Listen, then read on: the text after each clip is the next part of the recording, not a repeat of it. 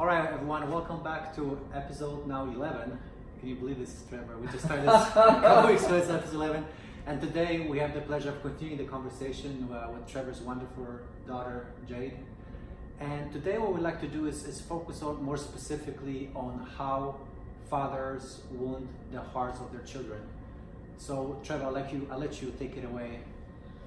Yeah, it's a personal, painful topic because I'm one of those dads that I have contributed to the wounds of my children. I think as we look back so often generationally, us dads can do that. We pass on wounds to our kids. And looking at it today, exploring that, what does it look like? Maybe there's men out there in listening today that don't recognize or see some of the things that we do that hurt our kids, that hurt their hearts. Maybe it's intentional, and maybe it's not intentional. Hopefully it's not intentional. But nonetheless, as imperfect, broken beings that we are, we do hurt our kids. What's important is that we don't keep doing that, and that we need to learn and recognize what those things look at. I know in our previous episodes, we've talked about some of the issues of us men, and I shared with you that one of the things that God personally spoke to me about, that I wasn't very loving, I wasn't I was harsh, and I wasn't gentle. Those are three specific things that just hit me one day up in Washington when I was running. And I was like, what do you mean I'm not loving? What do you mean I'm harsh? What do you mean I'm not gentle? And over the last 6 or so years now, I have to confess, I really wasn't. I tried to be, but I wasn't. And if you're a man out there listening to this podcast, I would just encourage you, and I would ask that you maybe consider, are you any one of these three things? Because if you are, we just naturally hurt people and ones close to us. But for the conversation, how do us dads hurt the hearts of our kids? Wow, it's a big conversation. I think one of the first things we do is we're selfish. And when we're selfish, we don't really take into consideration maybe the preferences of our kids. So because of other reasons, we tend to live out of the left side of our brains, and we go, oh, I can figure this out, I can solve this, I can fix this, and so my solution is better than what my kids can suggest. And so we shut them out. We might want to, listen to them as a token and say that we heard their thoughts, but really we haven't. And so, Jay, maybe you can share a little bit about that, of times that you felt misunderstood, or I just didn't listen to you, and maybe, I just went with what I originally wanted to do, even though I asked your thoughts or your opinion. Does that situation ring true for you? No, you never experienced that with me, did you? Well, I mean, I feel like it was kind of like always had done it throughout the years. And when me and my sister were younger, we kind of just were like, whatever, dad knows what he's doing, it's okay. But then as we got older, of course, you start developing more of a thought process and reasoning, and you're like, oh, well, maybe this situation would be better if we did it this way because this, and this. And so, of course, you always feel like your own ideas are usually pretty valid because you understand where they're coming from. But there'd be times where either me or my sister, we'd go up to my dad and be like, hey, this isn't working. What about if we did this? And then he'd listen, and then he'd be like, well, what about this? And it'd be like, or what about what we just said? And then he'd be like, or what about this? And then it'd get to the point where eventually I'd be like, hey, what did I just say? Try not to be in a mean way, but can you repeat to me what I just said? And he'd be like, and then it just kind of move on to the next thing. And it's that makes you feel like, oh, yep, no, who cares? It's fine. Something I learned is and this is, again, I do have my fair share of regrets, right? If I could go back and do things over again, this certainly would be one of those things where we can decide. Now, sure enough, like maybe I can do the checkbook because I get all that stuff, whatever. But how many things are preferential? In other words, that were strictly preferences. And so there was not a right, there was not a wrong. It was just strictly, truly preference. Mm-hmm. And when I talk about selfishness, this is what I'm referring to. How many times, and I've lost track, I can't even tell you how many times, and Jay could help you, did I go with my preference? So I could have gone with what they suggested, and it really wouldn't have had any consequential difference in the big scope of things. And how much would that have blessed their heart? So where they go, hey, Dad believes in me. Hey, let's try this. Dad tried our idea. And I did it. And I went with my preference. That's the selfishness that I'm talking about, that we dads need to figure out and not let it creep into our parenting. I can tell you that I wish I could go back and have chosen their preferences to let them have an opportunity to make a decision and to say that, man, Dad must think we're smart, or Dad must think we're special, or Dad must think that we're valuable. He really loves us because he values our opinion. And I can tell you that I did not do that enough. Jade, does that make sense? Like, you get what I'm talking about, I think? Yes. Well, any examples? I don't know, I think we were in the car or something, and I don't remember what exactly it was, but we were like talking about doing something, and I think we were like either going to or coming from golf practice, and we were saying something, and you're like, well, I don't want to do it that way, and then I was like, so it's your way or the highway, huh? And you're like, yep, that's how it is. And I got so mad. I was just like, oh. I was like, he never listens. There's nothing happening. Like, I try to tell him, but it's like the most obvious thing is right there, but who cares? We're gonna go to point A, then to Z, then to Y, then to X, and then we'll get to where we want it to go. Now, you have to promise me you're going to say one good thing that I got right at the end of the episode, just so I can feel okay by the end of this. But that's one example of selfishness in relation to preferences. And so I would just encourage dads to figure it out. If there ain't no really bad consequence, negative consequence resulting from a decision made by one of your children, do it. Risk it. Have fun. Look for opportunities to connect, to take their input and act on it, to execute it, and believe in the plan and give it your all. Stay away from just always going with your preferences, and look for opportunities to do the preference of your children when there's no danger or real bad consequences that would have a negative impact on the family. But I think when you do that, you can create confidence in your kids. You can create a sense of value in all the things that we just spoke of. Yeah, so I was kind of listening to you. I was curious. So your selfishness and just kind of like my way or the highway, is that something that was innate to you, or maybe is that something that your parents showed you when you were younger? You know, Mark, I think it goes back to all the discussions we've had.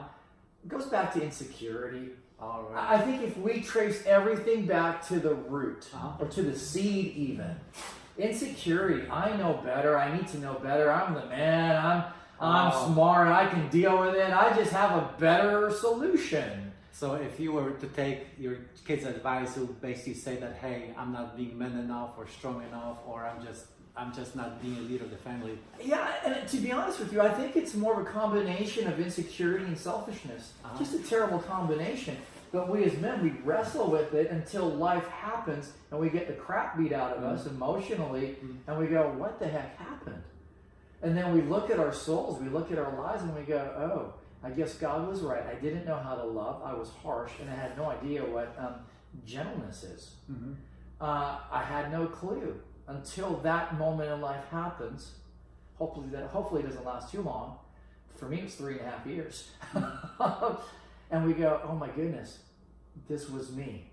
and I'd like to hope, Jade, like, this is probably the most vulnerable question I'm about to ask. Here we go. Have you noticed any changes in me going in a direction that would be healthier and more loving towards you? Yes. A little louder, please, so that those in our audience can hear that. What was that?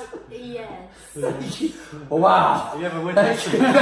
Thank you. What does that look like now for you and us? Well, I would say, like, going back to the previous stuff we talked about, that's like one of the turning points to where I realized that, okay, there's potential, like, relationship, like, new one here. But basically, it was like, I think one of the biggest things that I noticed was you would ask instead of tell. Oh. Instead of being like, hey, go do the dishes, it'd be like, can you help me with the dishes? Or instead of like, hey, go take the dog on a walk, you'd be like, hey, you want to go on a walk with me? And like, you'd like be involved with it too. It wasn't just me doing the chores. It was like, hey, I'll do this if you do this, and like, would you be willing to do this? So that was one of the things where I was like, okay, like, that's nice. It's not just being commanded to go do something. I'm not just a little like servant child living in a house. Robot, Yeah. So I think that was one of the biggest examples. It's such a simple thing to do too, right? I mean, it's basically the same thing. It's just making a question at the end.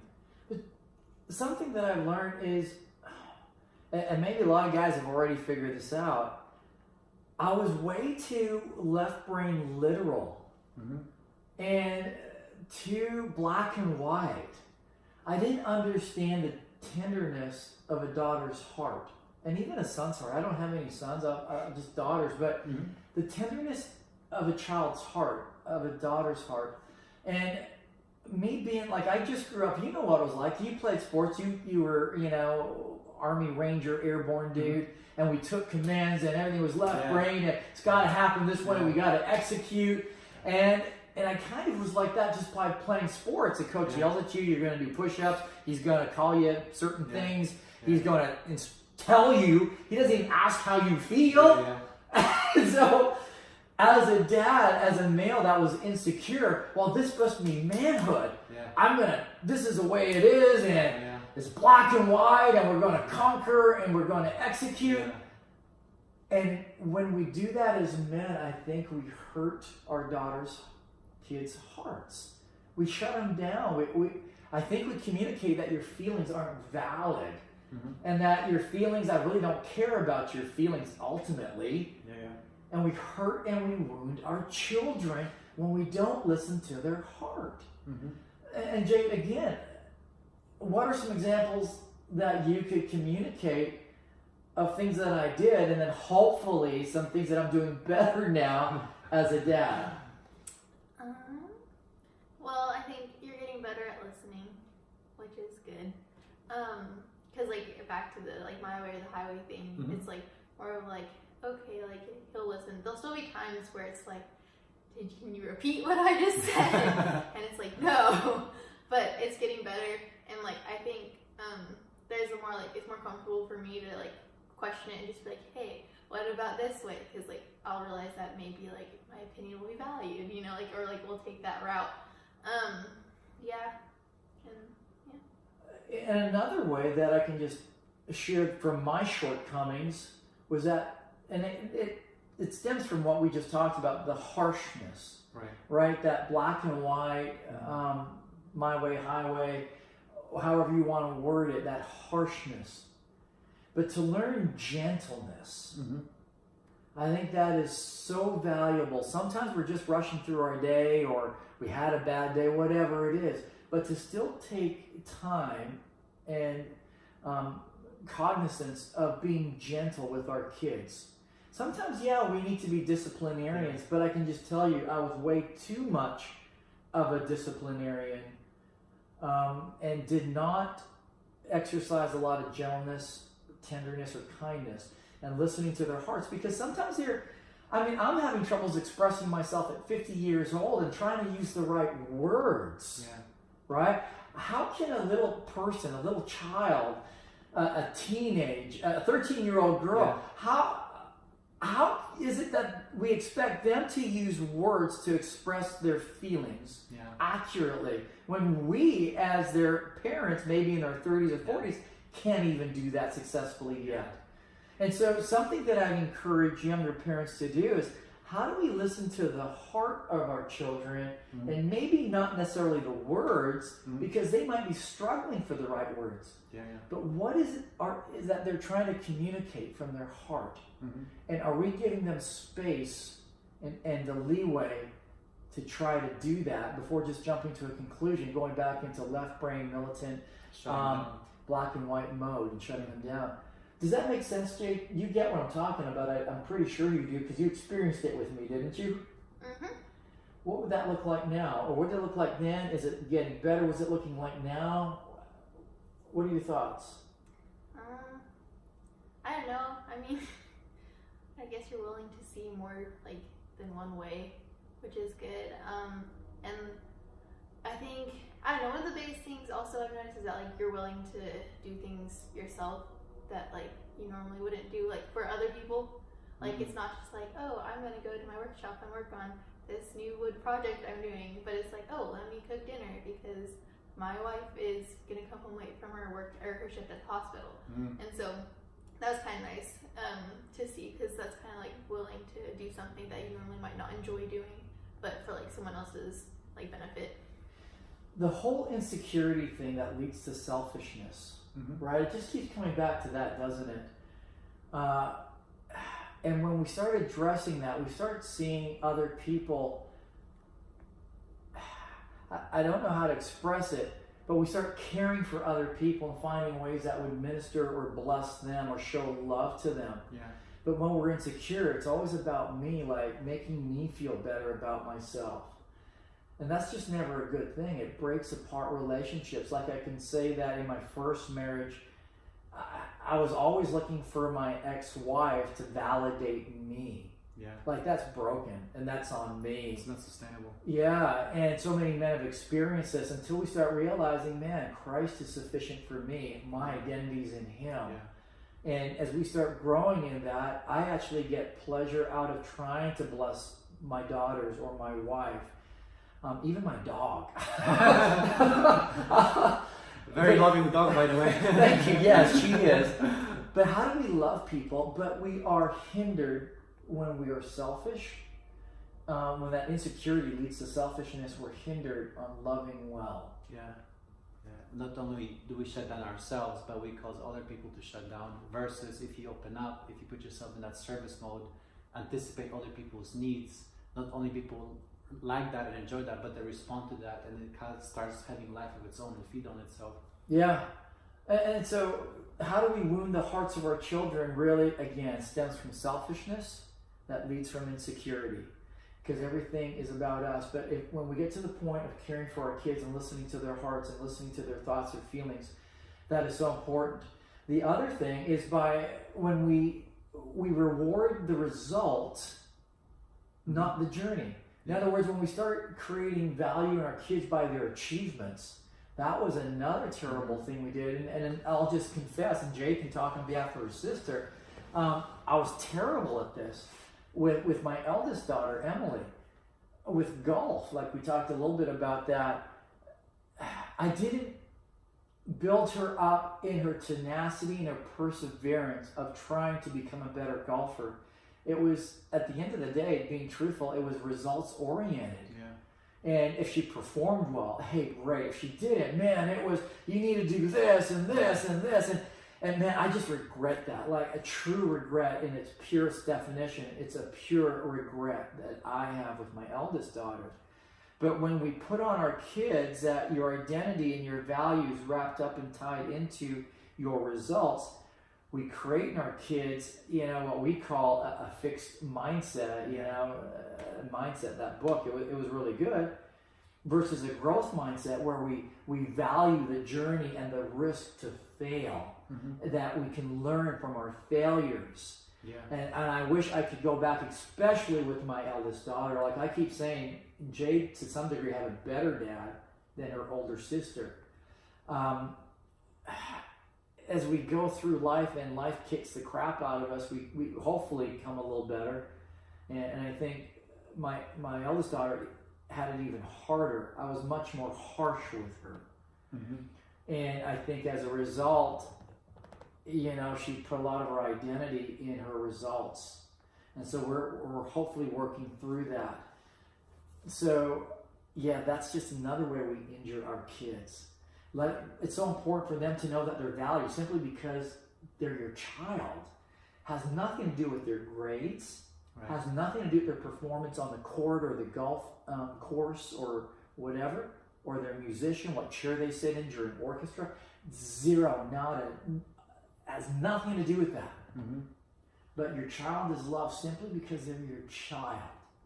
And you cheer them on in the struggles so that they're free to risk and to try to do well and to move on, and that they're not wrapped up into, if I fail, I'll lose my value to mom or dad. Yeah. Does that make sense, Merrick? Are you getting that? Yeah, no, it's very special for me as an aspiring parent. It really helps me appreciate how important it is to recognize the identity in your child, be respectful of that identity, and focus on providing the environment where that identity can grow and develop, and help them realize that it's their uniqueness and the soul within them, that's the most important thing, and help them be a partner of their journey and help them to take them where that journey takes them, rather than tie them to specific milestones that came from our own individual hurts. Yeah. So here's an example where we wrap it up because we're out of time. Is for Emily, my eldest daughter, Jade's sister. I wish I would have said, and again, hindsight's 20/20, and we have regrets, and by the grace of God, He takes them for us, but there's still scars on our heart.